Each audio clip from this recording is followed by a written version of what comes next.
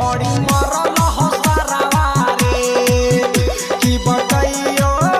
तोरा यारवा रे बड़ी मरल हो सारावा रे एकरा बहिन छिनर के कीड़ा पर कैसा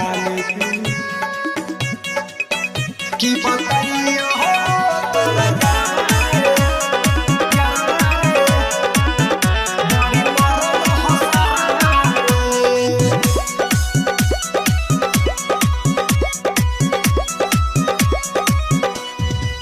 दीपक यादव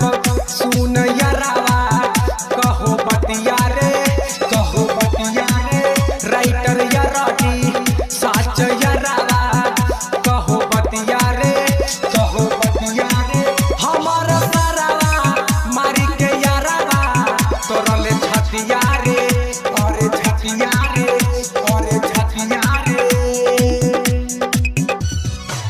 सुधीर पीर से कहो यारावा सचो बतिया रे पप्पू टिंकू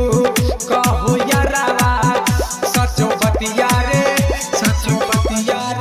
हमार सारावा सुने रे यारावा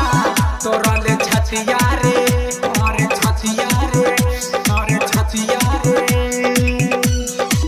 हमार सारावा सुने रे यारावा